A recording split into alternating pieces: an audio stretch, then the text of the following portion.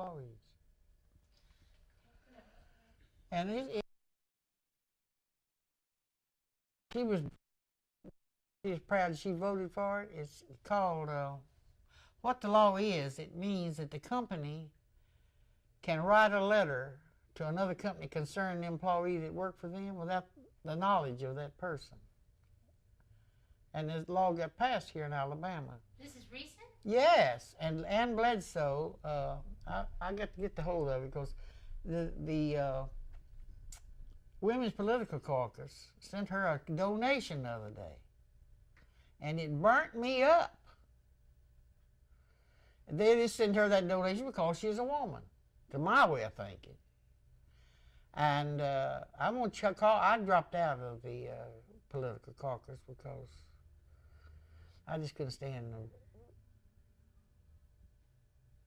I'm too much of a Democrat. I couldn't stand those other political people in there, you know. And I'm going to call Jane Rickles, who is head of the Jefferson County Women's Political Caucus. And I'm going to ask her if she knows about that, and ask her, I'm going to tell her that I don't feel like I could write them, but I think that they ought to. I'm going to say you ought to have been the one that recommended who to support down here, not the National League. I think they support her just because she's a woman, and they don't know about her background, and that is, they're not helping women when they support women who, of that caliber. About what happened back in 1933 and 1934. Why do you think that there's been so much of a silence, and a lot of the older folks are even afraid to tell their children about their union activity? I don't think they're afraid. I don't think they're afraid. It's not fear that they're afraid to tell them. They just forgot about it. It's a failure. They figured it's a failure. It failed. I think that's the thing that I think is wrong. I don't think it was a failure. You don't ever win a war. You can't win battles. You never win a war. You never get everything. In places you fight one battle, another battle comes up. You never win a war. You fight battles as they arise. And this is a battle and a stepping stone of organizing the Textile Workers Union. And as far as Alabama was concerned, to me it wasn't a failure, because out of that we got so many good local unions that existed for years until the imports cut into the industry, and we lost so many textile shops to imports and foreign competition. Now so you don't think that the reason so many people either don't know about this or only know about it in terms of violence or blacklists, you don't think that that's about fear? No, well, I don't think that existed through here to that point, because most of us went back in the shops we came out of after the strike was over. Very few people were denied their jobs back. People in Alabama? As far as I know. Okay. That's all I know about is Alabama. Okay. Well, we're going to talk about Alabama. Except what I've heard by my own knowledge. I heard from other people what happened to other places, but I never was. After all, I wasn't over there. Couldn't walk over there, and that's the only way I had to go. Because I was just a worker and organizing as a volunteer organizer. I had no money. So I only got to stay within in the area here where I worked, where I could ride a bus or streetcar. All the way I went to Huntsville was one of the organizers. We had 2 paid organizers in the state, and sometime I'd ride up there with them. I think I made a couple of trips up there. But I was busy here during the strike because we had to maintain a picket line, and you couldn't go off and leave your situation. Okay, let's start back. You talked about your first picket line, and I guess that's where you learned about unions. Well, yes. And that's in a cotton mill town, right? Well, not so much cotton mill town. Gadsden, or Alabama City, and Etowah County was steel mills. The Gulf State Steel, which was later become part of U.S. Steel. There were a lot of little independent foundries. There's a stove foundry. There was a pipe shop. There was a railroad repair where they repaired railroad cars. There was a lot of industry in Gadsden, Etowah County. There's hosiery mills and just a lot of different diversified industry. It wasn't dominated by textile. Or cotton mills, as we called them then. As I told Wayne Flint one day, I said, I didn't hear the word textile until I joined the union. It was always called cotton mill hands or lint heads. He laughed. I never heard the word textile until I joined the union. I never heard that word used in connection with a cotton mill. Well, what kind of words were they using? Cotton mill. Cotton mill hands and lint heads. Called us lint heads. Come out with a mill with lint in your hair. You're a lint head. What did lint head really mean? It meant a woman who worked in the mill, a man who worked in the mill had lint in their hair. Cotton lint. This mills was, even if they got the humidifiers in there, there's a terrible, terrible dust and cotton lint flying through the air. But also, and it got all over you. You had to clean yourself off before you left. We'd take they had a hose like in there with an air hose, and we'd blow ourselves off with it before we came out if we didn't want to come out with that cotton hanging all over us. But aside from the specifics, lint head and lint, what lint head meaning, that you lint all over you, what did that mean class-wise when someone called you a lint head? They were looked down on. In Alabama City, people who worked in the cotton mill was kind of second-class people, they thought. Most of them came down. I read, we'll go back and get some more of that stuff. A lot of the mill would go up on Sand Mountain and entice farmers to move into town and furnish them a house. Put them up in there. The mill owned the hotel, and they put them at the hotel so they could find them a house to work the women and children. And it was a great thing that people, poor farmers come off. Most of the mill worked those kind of people because they were subservient and never raised no complaint and just living better than ever living their life. To them, they didn't think about them meddling in their personal life and all that. They even told them there in the white mill they could tell them how big a house they could live in. They couldn't choose their own house. They were assigned a house by the mill, by the owners, and they encouraged them to keep cows. They had a pasture so they could keep their cows down there, so to supplement their income, so they wouldn't have to pay them as much. Had a big pasture down there below the mill, and people had cows. They'd keep their cows down there, and they'd go down there and milk their cows. Now, when you said you never heard... And they also had a section of that called up on Bailey Hill. That's where they signed the people that they considered them that didn't keep their yards up. And most of the village was pretty. Had flowers and everything, but up on Bailey Hill, it looked like a slum. And the mill owned those towns too, but that's where they put people up there that didn't keep their yards up and didn't keep their houses clean. Bailey Hill was even looked down on by the rest of the cotton mill workers. It's a place where the trash, cotton mill trash, as they called it. Can you try not to look at Peter? Just look at Judith. Oh. Okay, I know that's Didn't fine. realize I was doing that. That's No, it's okay. hard to- I once heard you say that before, that you never heard that. I mean, what did it feel like to be called a textile worker all of a sudden? I didn't think about it. I don't remember having no reaction at all. I was still a lint head. Didn't take the cotton out of my hair by being called a textile worker. Now Textile labor, Textile Association had I wish I could remember the name of that.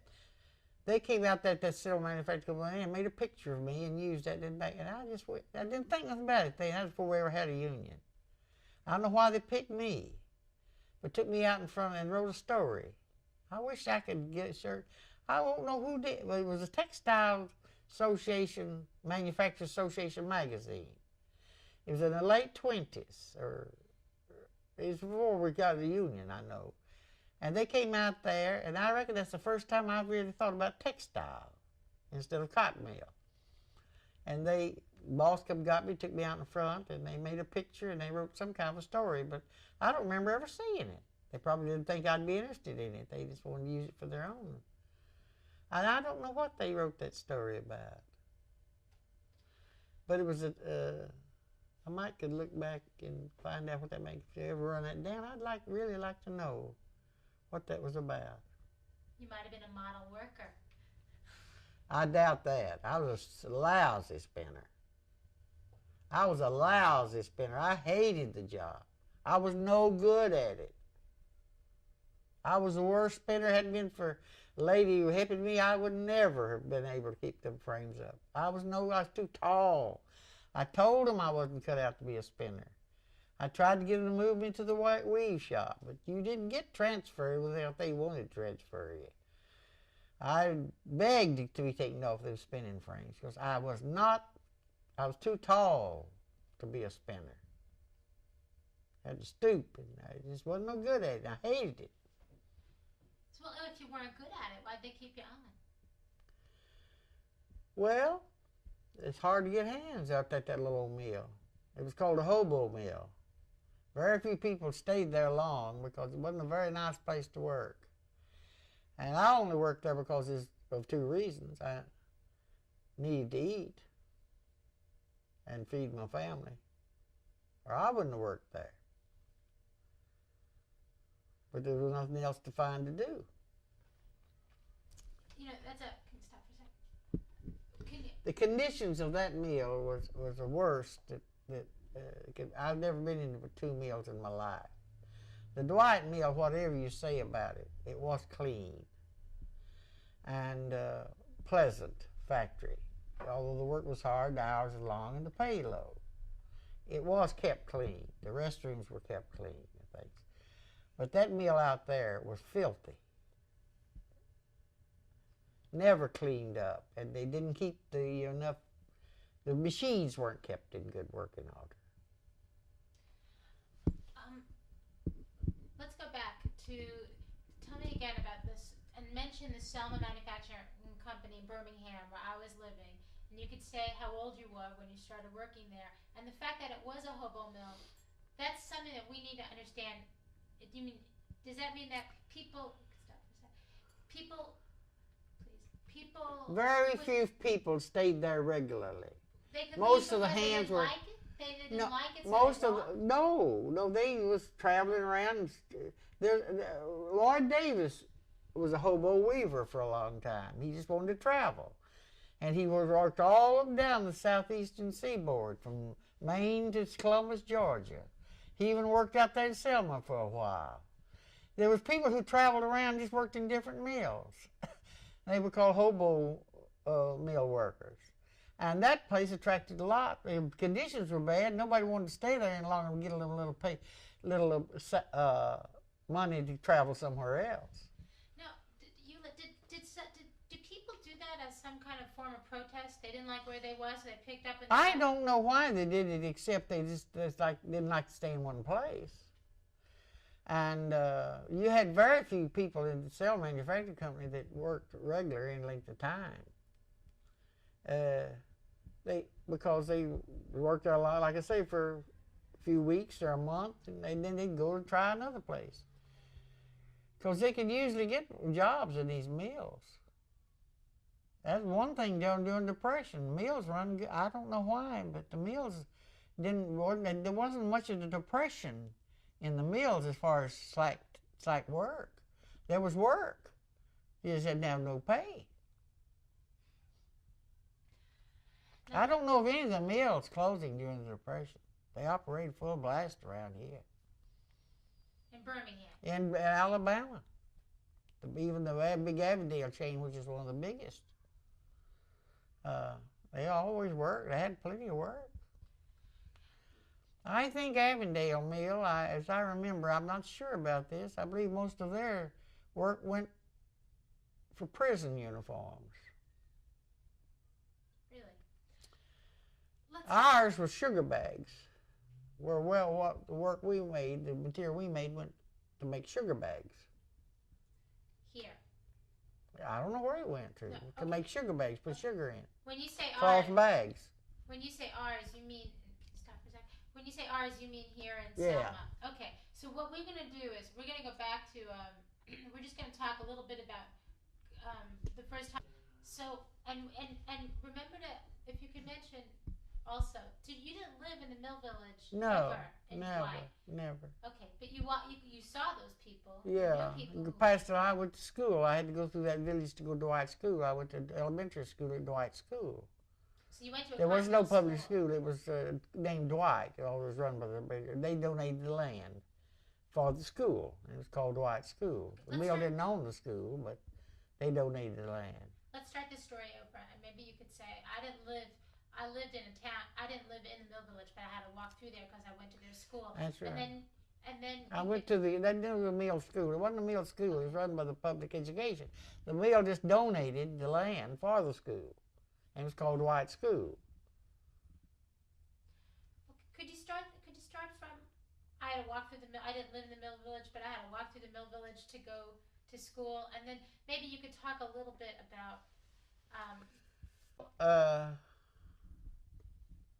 We moved to Alabama when I was 5 years old.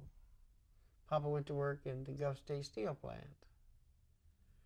And we lived in Alabama City. It was halfway between the mill and the steel mill. Papa walked back and forth to work. The big school that I attended the land was donated and was called Dwight School. And we had to walk by the mill, through the village, to the school building, which was over by the railroad tracks. And going by the mill, I remember you see women, they would let the women come out every morning and every afternoon because they worked 12 hours a day. If they had nursing children and the older children would bring the children, they'd come out on the grass and nurse their children. They brought them in the morning at a certain time and in the afternoon at a certain time. I remember that distinctly. Then we lived next door to a lady who worked in the mill, a Ms. Tillery.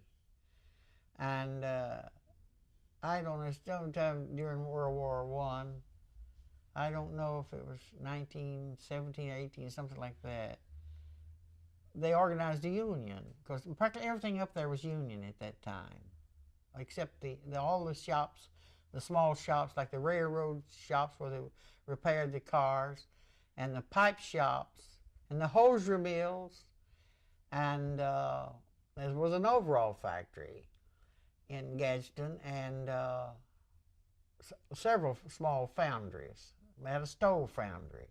They were all organized. And the Gulf State Steel, of course, and the big mill were not organized. But all the other little industry around there had unionized. Pretty good union town. And I attended, they went on strike. They organized the mill and went on strike. And me and Mama would go up with Miss Tillery to the picket line.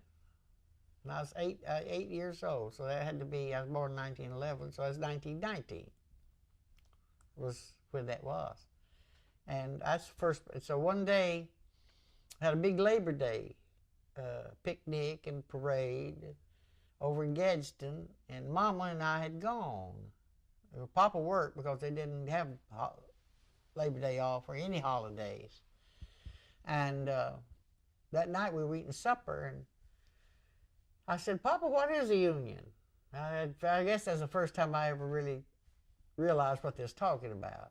And he told me, he said, a union is an organization of workers band together to try to improve their working conditions. He said everything else is organized. Even the preachers has their ministerial associations. Why shouldn't workers be organized?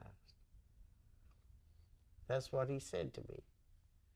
And he's also said, if you live in this country and don't try to better yourself or make the world better, you ain't living. You're just taking up space. And he also told me, he said, a person who says they're self-satisfied, there's no room for improvement. He said, never be satisfied. Be content, but never satisfied. Always want to try to better yourself. That's what my daddy told me then. And it stuck with me.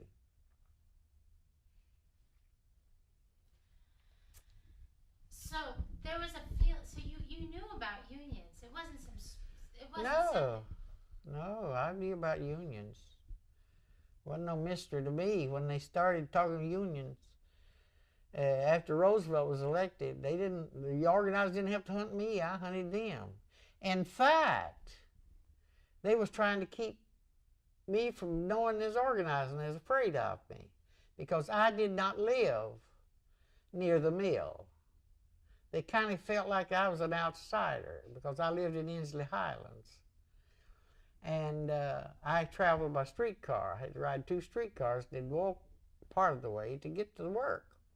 In fact, it took me 2 hours every morning to get to work and 2 hours to get home because of riding the streetcar into town, transferring and riding out there and then walking from the end of the streetcar line out to the mill. And they were I wasn't around there, you know, so they didn't know how I felt, so they was keeping it quiet from me. I found out later. Knowing nothing about my background, anything. So the second hand, which is a underboss, a straw boss, he's don't have authority to fire and hire, but still he's overseer of a section.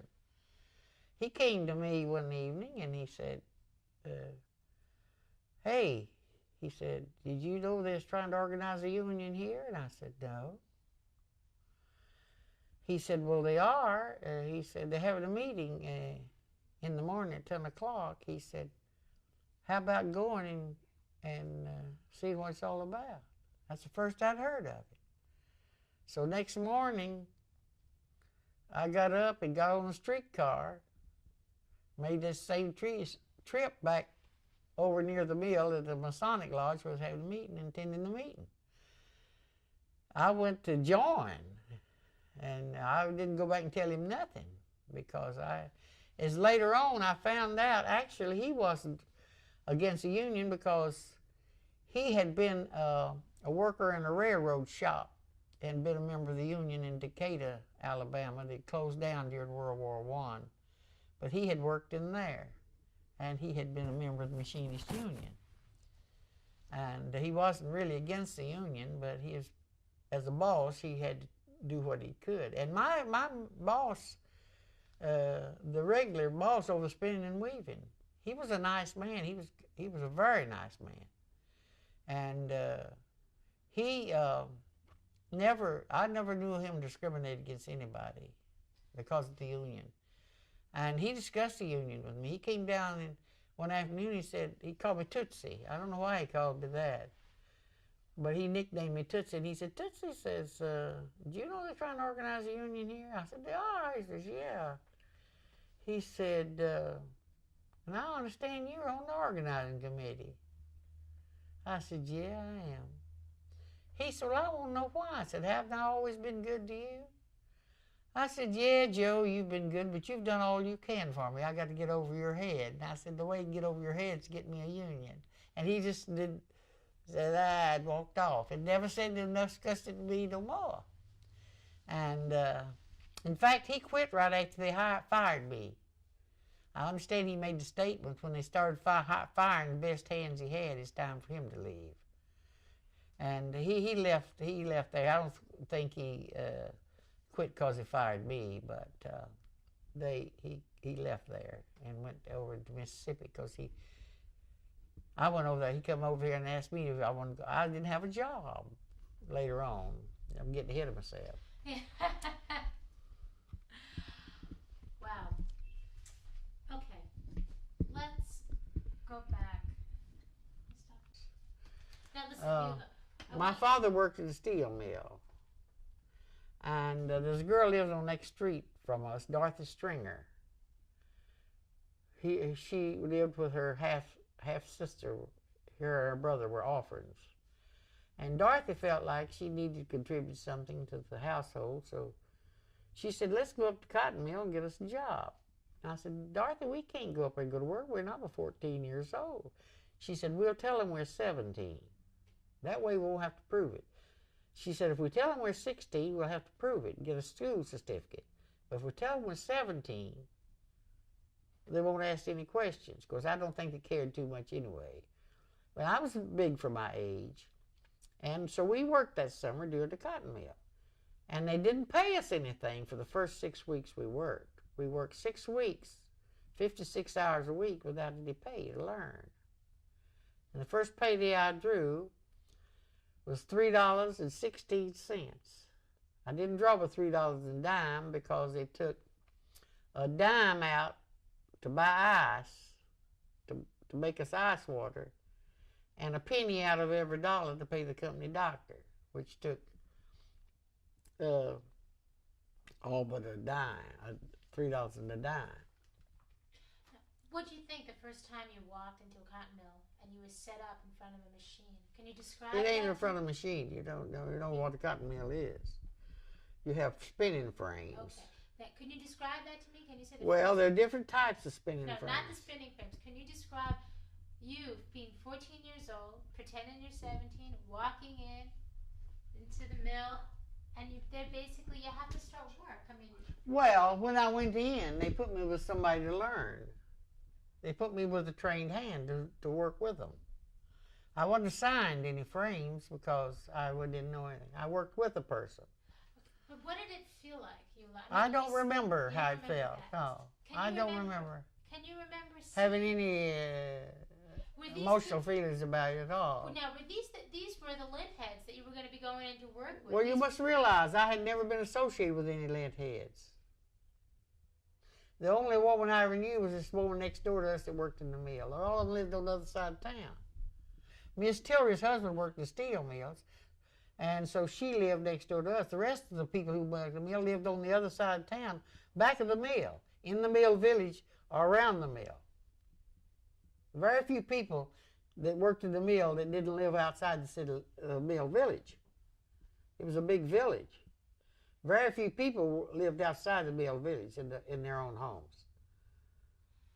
So you never really knew any mill people, No. except for Mrs. Tillery. So now you're walking in this. You walk into this mill, and you're going into another world, I assume. I never thought nothing about the mill. I'd go pass by going to work, but I never thought about it. In fact, my father's cousin, J.D. Lawner, was superintendent of that mill. The Lawners, L-O-N-E-R, my grandmother's people were from textile industry, but my father had never had nothing to do with the textile cotton mill. He was a carpenter, and we had no association with any of the mills, although the Lawners owned mills in Dalton, Georgia. And J.D., who was my father's cousin, was superintendent of that mill. But we never had any relationship with him. And he only came to see us when my grandmother would come, who was his aunt. She'd come to visit us while he'd come over there and to see, he called her Aunt Nan. But I never spoke to him. I pretended that when I went to work in the mill, he'd come through the mill. I wouldn't pay him no attention because I was afraid he'd recognize who I was, and he knew I wasn't 17 years old. But was there any? Did you feel when you walked in, knowing? I mean, you knew that these people were looked down upon. You knew that they were lint heads. I'm assuming. Fine people. They were fine people. I never met any finer people in my life than I did in those mills, in that mill. Fine people. Most of them had come off farms, but there was good people. Very good people. What I'm just trying to understand is, was there a moment of consciousness for you? Like, what did they, that here you were working inside the mill with these people in town called lint heads. Was there a moment for you that you started to? No. I tell you, I don't remember anything, no emotion at all. it was just fun to me and Dorothy to go in there and make us a little spending money. I bought a pair of silk stockings with the money I had. Cost $1.95. I never will forget it. And a lipstick. I was more fun. It was fun to me to go in there and get me a little money. Now, a couple years later, you moved from No, Gadsden no, to no. You're Birmingham. getting ahead of yourself. Let's see. Papa got fired from from the steel plant. Let me recall. Papa got fired. I think right after that, and he went to work for the Alabama Power Company, building all those dams up and down the Coosa River, and went to work there. So me and Mama stayed there in town. And during the time when Papa got fired, I went back in the mill and went to work full time. I guess I was about 15, maybe a year later. So you left school? After that summer vacation, yeah. And went to work while Papa was gone, because if Papa had been there, I don't think he'd never let me quit school.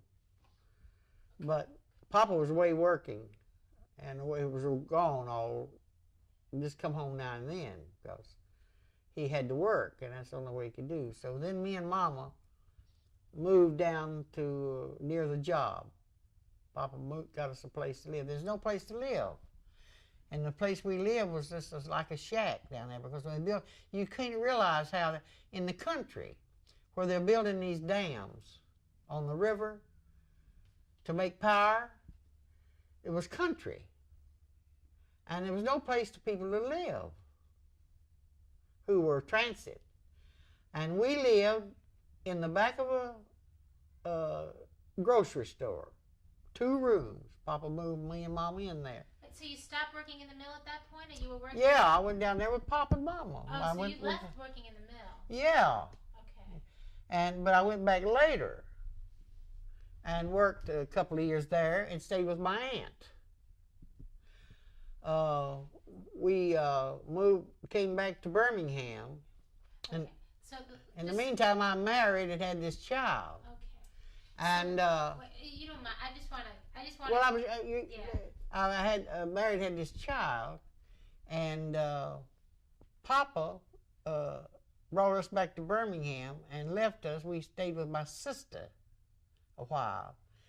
Then when the dams jobs got finished, his part of the construction part that he was working on got finished, he came back and he bought a little place out here and started a little grocery store. And so the people in the area was having, and that's when I went back in that mill to work, because it was not far from the place where Papa called, a place called Ketona, a little town outside of Birmingham here. And the people in the area had dances at their house, so Papa built a provision and had a dance there every Saturday night. Now this is now we're talking Birmingham. Yes, Jefferson County. Jefferson County. And when you say you're working in the mill, I went to work in the mill at Selma. in Selma, which was between there and Birmingham, downtown Birmingham. Okay. I rode in with my brother-in-law, who went into town every day, and he picked me up every evening coming back. Okay. He and my sister had moved out there with us at that time, and we enlarged on this place. Okay. So for us to I followed you all the way through. So you went back. So really, when you're about 16, that's when you started working for a little while full time in Gadsden. And then that didn't last too long. You stayed there for a while. And then I got married, and when I got married, and my husband went in the penitentiary for hauling whiskey.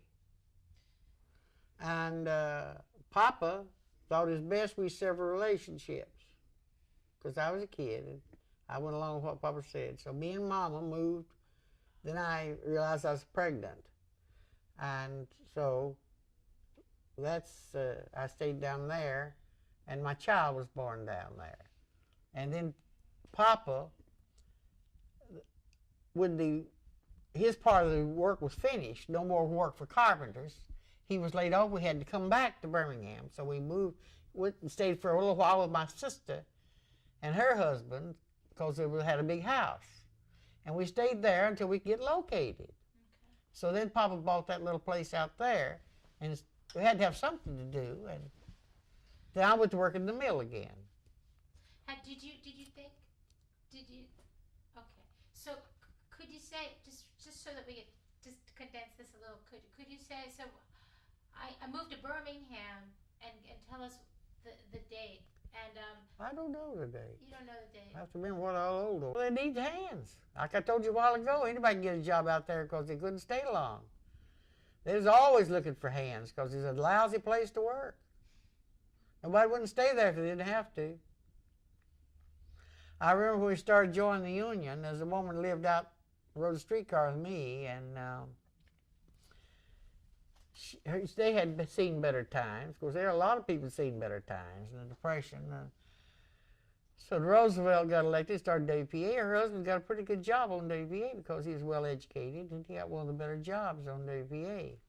Well, when she came to work in the mill, this was before Roosevelt was elected, Joe came over to me one night, and he said, I hired a lady tonight, and she said she's experienced, and said she's not. If she's ever been experienced, she's lost all of the experience. And he said, I told her I was going to have to let her go. And said, it upset her, and she started crying. And he said, if you and Ludi will help her, maybe I can. That's the kind of man Joe Davis was. He said, if you and Ludi will help her till she gets learned enough to run the frames, maybe I can keep her. So me and Ludi helped her. And then a couple of years later, when we started organizing the union, her husband had got a good job on WPA. She got to wearing a hat to work and dressing up and coming down the street and highfalutin lady. And so one of the men said to me, he said, I can't get that lady to join the union. He says, you ride the car with her. I said, why don't you talk to her? So I approached her, and I said, I know you have been asked to join the union. She said, yes. And I said, well, why don't you join? And she forgot all this help we'd give her ever. She said, well, I never will forget how she did. She said, well, I really don't have to work. I may quit. I said, I don't have to work either. I could starve to death. That was my answer I gave her. Because she came there destitute, just like the rest of us. Would have not been there had it not been one of the other girls helping her, and her boss, who was a nice fella. And all of a sudden, she got too good for us. Did she ever join? I don't remember. From that day on, I don't know if I ever thought about her anymore. I don't know what happened to her. She may have quit. So when did working in the mill, working in the mills, first in the summer and then later, for that year in Gadsden, and then you come and you have to look for. Did you want to work in a mill when you first came to Birmingham, or there was no other? I didn't think of nothing else. There was nothing else I was qualified to do. And women didn't get much of a chance to get a job anyhow. Cotton mill and that kind of work was just about all women could get to do except in stores. And I think we made more money in the cotton mill than they did in the stores back then, and certainly didn't have to dress up. I'm telling you, these clerks, as I remember when I got active in the Women's Trade Union League later, and we got in contact with other women in other fields of work, I found out. Well, there was girls working as secretaries in offices for making $10, $15 a week. No, but did you, in those early years, right? Let's say it's the late Depression, and it's 30, and it's 31, and it's before Roosevelt. The work in what did you have any recourse whatsoever when something happened in the mill? You didn't like it. What was that? What went on for you? There was no union for you. You did not go there and say nothing about it. What good was it to do? We helped each other, though, more. We helped each other. The workers helped each other more and looked out for each other. If somebody could, we helped other people. If they couldn't handle the job, to keep them from getting fired. I think that we were close together as workers. Could you possibly talk a little bit about, conditions and the way you were treated and the way your relationship I with never the had any boss problem with that. I never had any problem, except the same things that the bosses couldn't do anything about, which I why I joined the union, was shorter hours and more pay. As far as being treated fairly, and outside of that, I had no complaint with none of my supervision. I couldn't have been treated no better, no nicer.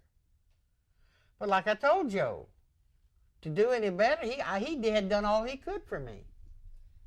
Now, Eula. His kindness, I couldn't spend it at the grocery store. And was nice. I can truthfully say that Joe Davis, who was my boss most of the time that I was working at the mill, was as nice a man that I ever saw.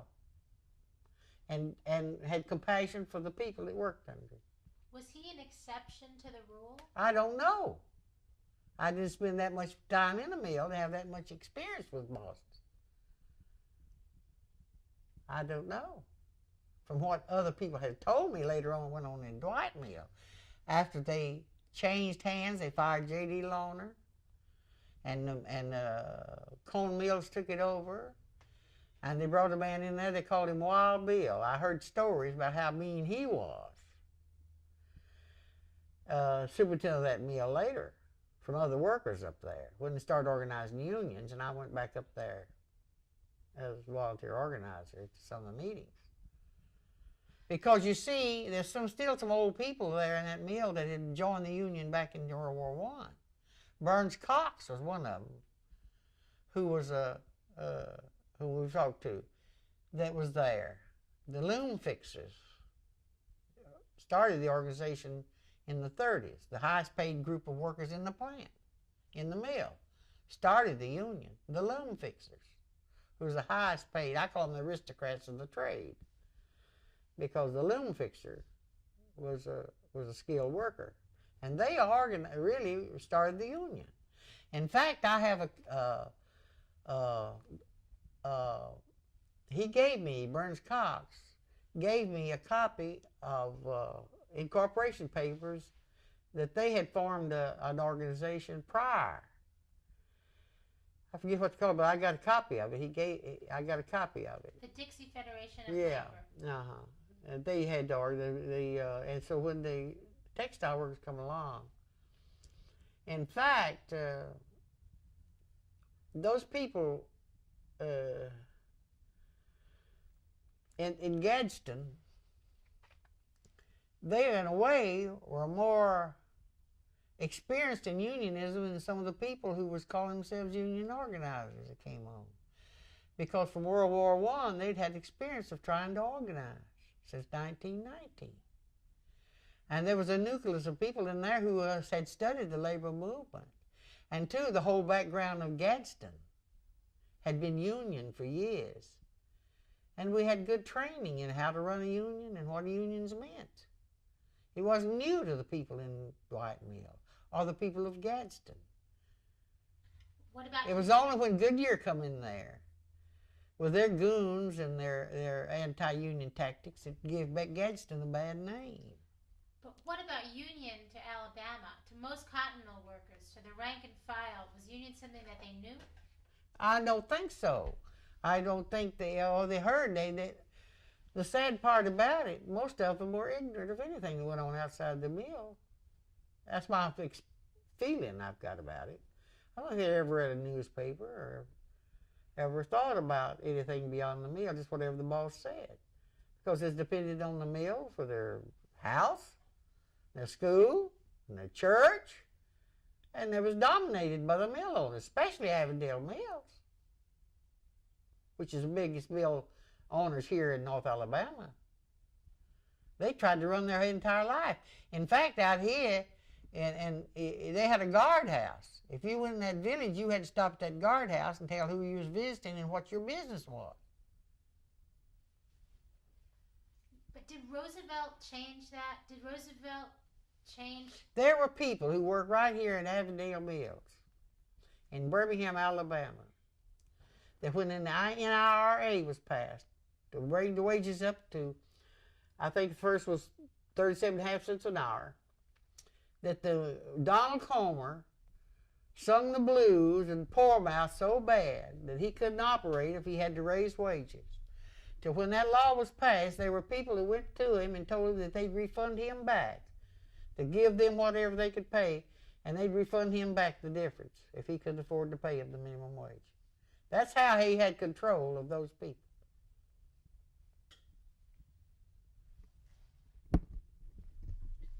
The people that I worked with in that little mill out there were more independent. They didn't care whether they worked or not. Because it's a hobo mill, they either work there or they work somewhere else. There's very few people that thought they'd have to stay there forever. And the best thing he ever done was when he fired me. Got me out of there. I had to have courage enough to try something else. I had too much responsibility. I was afraid to try to quit there and go to work somewhere else. I had to have a paycheck every week. My father wasn't working. I was a sole supporter. I was the only one that had a job of my whole family. My brother-in-law was a pastor. He had no work. I was the only person bringing in a paycheck. And every penny I made, although it was little, had to be given there. All I got out of it was car fare back and forth to work. The family had to have my paycheck to live. So wasn't it risky for you to get so involved with the union if you were the sole supporter of your family? Well, you know what my mother said? Repeat my question about that. Well, I was going to tell you some background to what I was going to say. My mother, we were sitting at the table talking, and we were talking. I said, organize a union out there. My brother-in-law, my father had been a union carpenter. My brother-in-law was a union plasterer.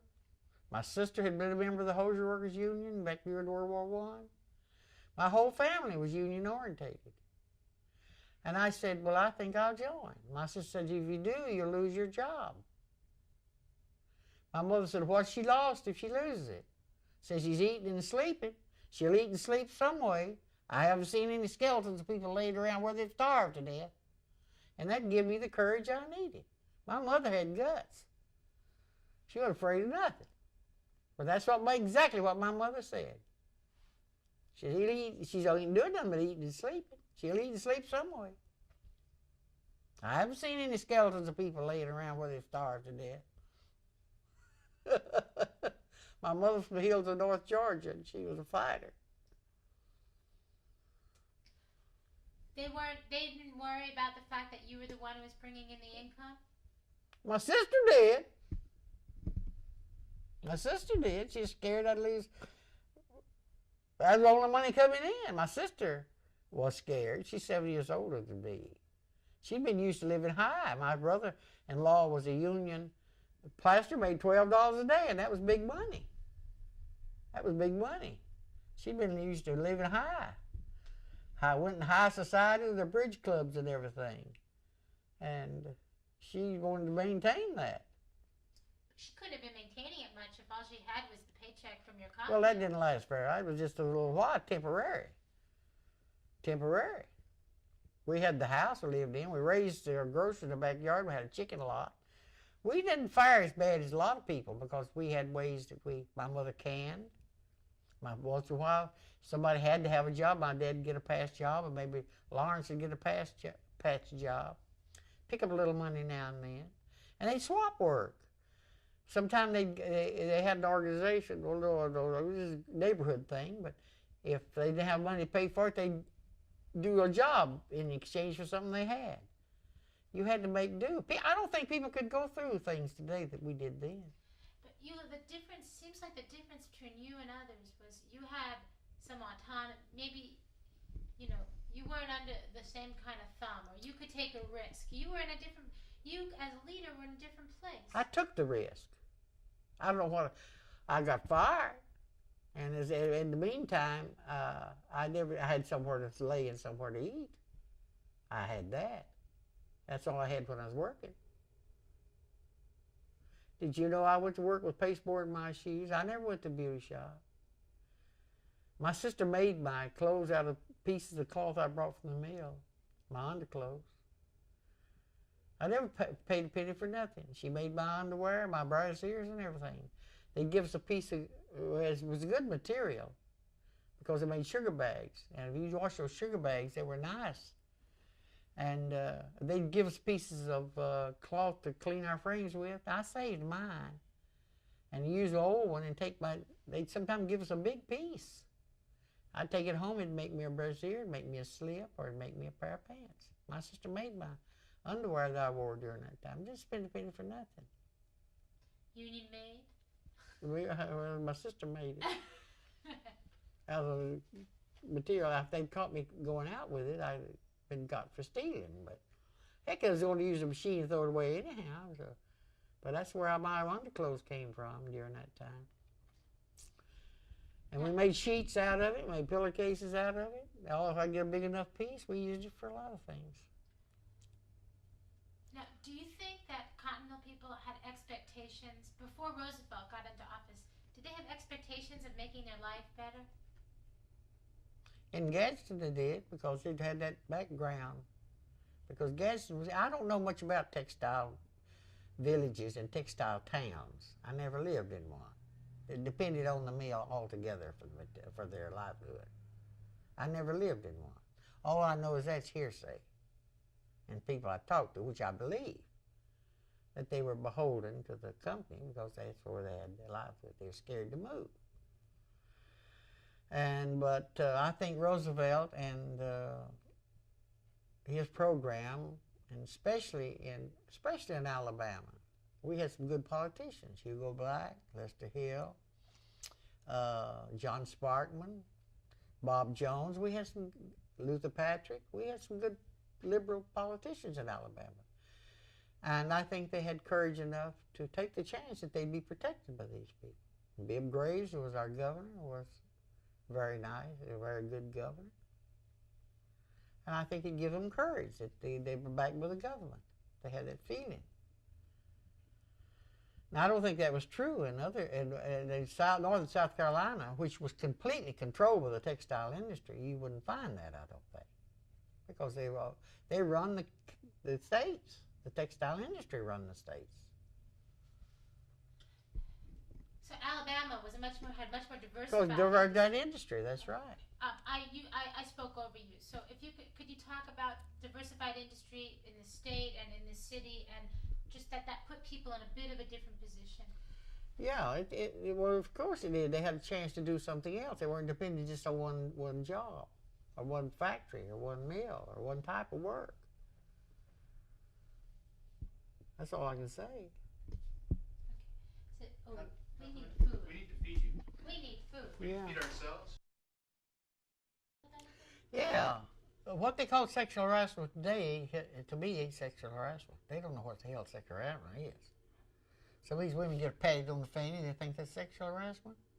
Or they get asked with their eyes lifted to go out to eat, well, they think that's sexual harassment. They don't know what sexual harassment is.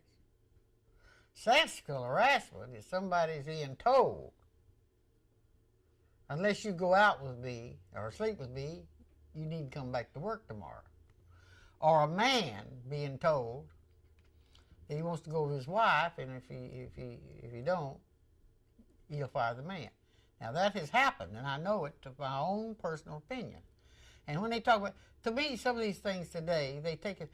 Some of these women take this harassment because they don't know what's really. To me, that's not sexual harassment. That's flirting. That's flirtation. And women's just as bad at. When I was a business agent, I've had men to come to me about women going and funneling them. I have. And I said that to a woman's meeting one day. They thought I was lying. I said, listen, when I was a business agent, I had 2 occasions where men, and I don't know how many more it had happened to, didn't mention it, But one guy told to me, he said, "You, this woman won't keep her hands off me, and all the men's laughing at me. Can you do anything about it?" Well, it certainly wasn't a grievance between two members. So I took her off to one side, and I told her what the man said to me. And I said, "Now, you know where you're doing it or not. I'm not accusing you, but you're embarrassing him." And he asked me if it's anything I can do. Now, I can't do anything about it, but you can. I said, "Well, I hadn't thought about that," she said. I said, "Well, he's embarrassed. Other men's making fun of him." And one of the men's wives worked in the plant, and the women around her, and she was a nice woman. And two women got in a fight over him one day in the plant, and his wife worked right there. She just worked on. Other women stopped watching the fight, but his wife just worked on. And the man couldn't help it, but Back in the they don't think about sometimes. I'm talking about today, what people call sexual harassment. Right. They think it's a man harassing a woman. Hell, it's been worked both ways. Back in the cotton mills,